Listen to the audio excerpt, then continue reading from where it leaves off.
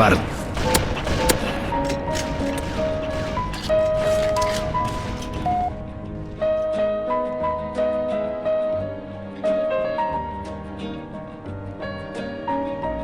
I once knew a nigga whose real name was William. His primary concern was making $1 million, being the illest hustler that the world ever seen. He used to fuck movie stars and sniff coke in his dreams. A corrupted young mind at the age of 13. Nigga never had a father and his mom was a teen. She put the pipe down, but for every year she was sober. Her son's heart simultaneously grew colder. He started hanging out, selling bags in the projects, checking the young chicks looking for hit and run prospects. He was fascinated by material objects, but he understood money never brought respect. He built a reputation cause he could hustle and steal, but got locked once and didn't hesitate to squeal. So criminals he chilled with didn't think he was real. You see, me and niggas like this have never been equal. I don't project my insecurities on other people. He fiended for props like addicts with pipes and needles, so he felt he had to prove to everyone he was evil. A feeble-minded young man with infinite potential, the product of a ghetto-bred capitalistic mental. Coincidentally, dropped out of school to sell weed, dancing with the devil, smoked until his eyes would bleed. But he was sick of selling trees and gave in to his greed.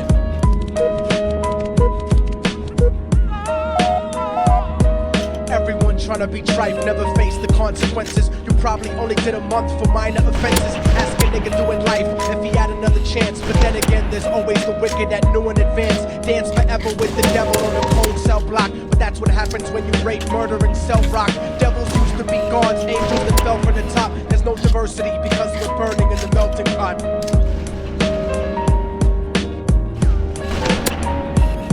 So Billy started robbing niggas, anything he could do to get his respect back in the eyes of his crew. Starting fights over little shit up on the block.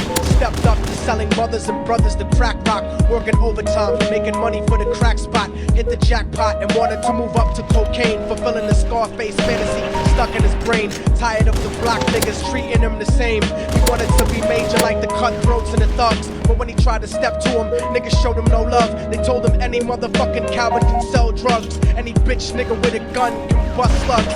Any nigga with a red shirt can front like a blood. Even Puffy smoked the motherfucker up in the club. But only a real thug can stab someone till they die. Standing in front of them, staring straight into their eyes. Billy realized that these men were well guarded, and Doble they wanted muerte. to test him before business started. Suggested raping a bitch to prove he was cold-hearted. So now he had a choice between going back to his life or making money with made men. Up in the sight, his dreams about cars and ice made him agree a hardcore nigga is all he ever wanted to be. And so he met them Friday night at 2:45.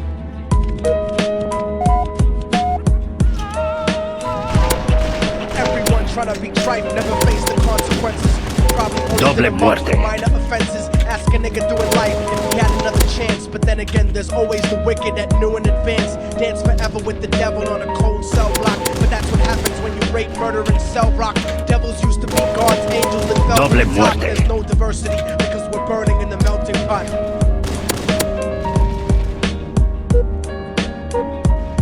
They drove around the project slow while it was raining, smoking blunts, drinking and joking for entertainment, until they saw a woman on the street walking alone, 3 in the morning, coming back from work on her way home. And so they quietly got out the car and followed her. Walking through the projects, the darkness swallowed her. They wrapped her shirt around their head and knocked her onto the floor. This is it, kid, now you got your chance to be raw. So Billy yoked her up and grabbed the chick by the hair and dragged her into a lobby that had nobody there. She struggled hard, but they forced her to go up the stairs. They got to the roof and then held her down on the ground, screaming, "Shut the fuck up and stop moving around." The shirt covered her face, but she screamed and clawed. So Billy stomped on the bitch till he broke in her jaw. Them dirty bastards knew exactly what they were doing. They kicked her until they cracked her Triple ribs. muerte. She stopped moving, blood leaking through the cloth. She cried silently, and then they all proceeded to rape her violently. Billy was made to go first, but each of them took a turn, ripping her up and choking her until her throat burned. Her broken jaw mumbled for God, but they weren't concerned. When they were done and she was lying bloody, broken and bruised, one of them niggas pulled out a brand new 22. They told him that she was a witness for what she'd gone through, and if he killed her, he was guaranteed a spot in the crew. He thought about it for a minute, she was practically dead, and so he leaned over and put the gun right to her head.